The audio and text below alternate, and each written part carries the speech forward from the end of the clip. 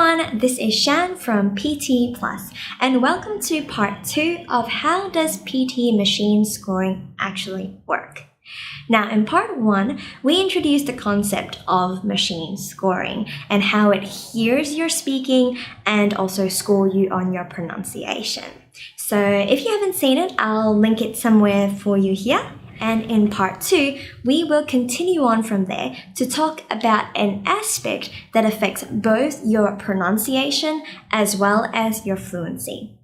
So, to get started, we're first going to have a look at this word. Now, how would you pronounce it?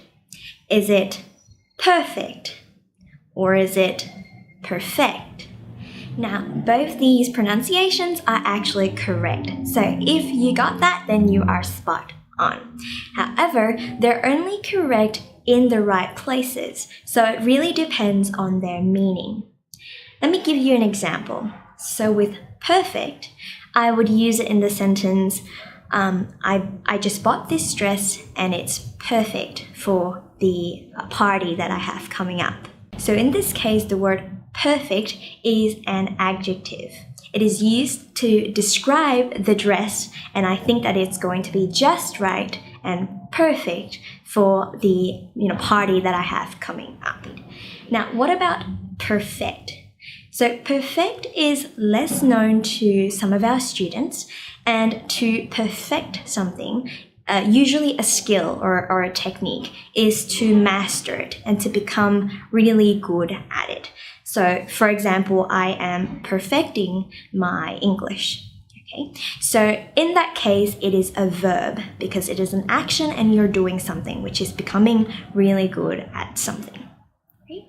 So you can see that the sounds for per and fect are kind of similar, but where you place your emphasis, where you stress in the word, suddenly makes them different with different meanings. And this is called word stress, whereby for one of the sounds within a word, you place emphasis in terms of making it louder, making it higher pitched, and making it longer as well when you're producing the sound.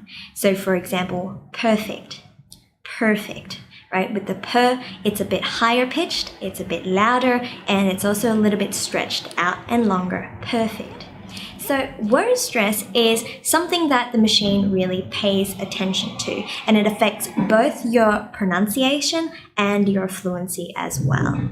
And so how does the machine pay attention to it?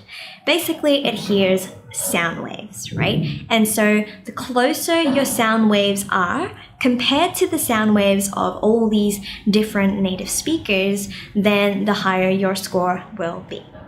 Now, the word perfect is more of a complex example because depending on, there are two different ways of stressing it, right? And both ways are correct, but you got to use it in the right place.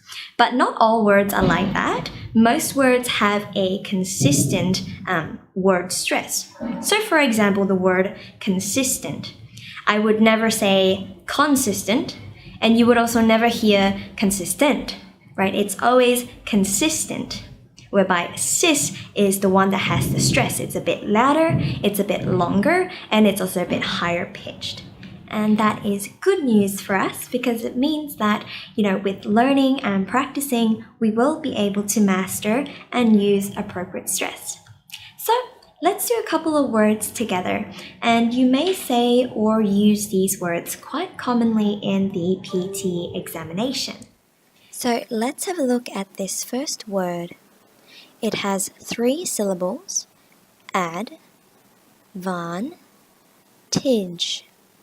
So where do you think the stress is?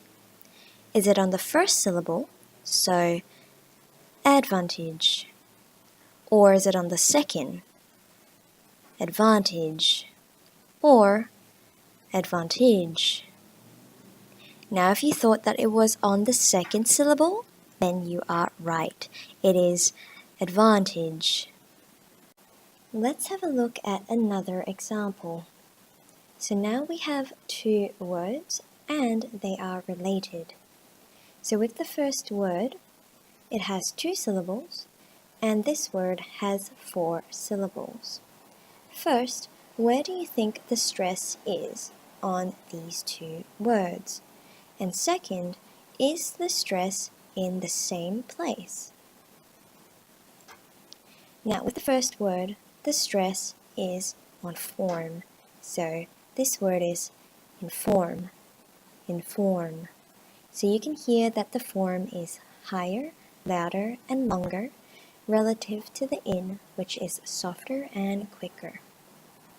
Now over here, the stress has shifted from being in the second syllable, so instead of information, it shifted on to the third syllable, and it's now information. And may is the one which now has the higher, louder, and longer stress. Information, inform. Now, one of the common mistakes of students is that they tend to throw their voice out when they are trying to stress. So they will do something like perfect, perfect, right? And this is really good when you are practicing and trying to get a feel for the stress. However, if you are to do something like that in the examination, it is, number one, not sounding very natural, and number two, it will affect your fluency as well, right? Because you may run out of breath really easily, and you may also pause in weird places. So how would you then achieve word stress? So the trick is actually to realize that you want to have a higher pitch, and you want it to be a bit louder and a bit longer, but relative and in comparison to the other sounds in that word. So, for example, with your volume of speech, everyone kind of goes up and down in your speech, and it's still natural. So this could be your comfortable range of speaking when it comes to your volume, and also when it comes to your up and downs, right?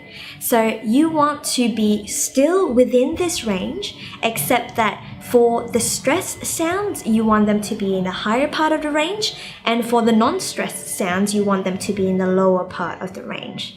So this means that instead of doing perfect, right, you want to make the per in your normal sound range and the fect in the lower bit. So this actually means controlling back the fect. So perfect, perfect, right? Not having the per really loud, but having the fect softer and relative to the per. That's how you want to achieve the word stress, but still maintain a comfortable and natural voice as well.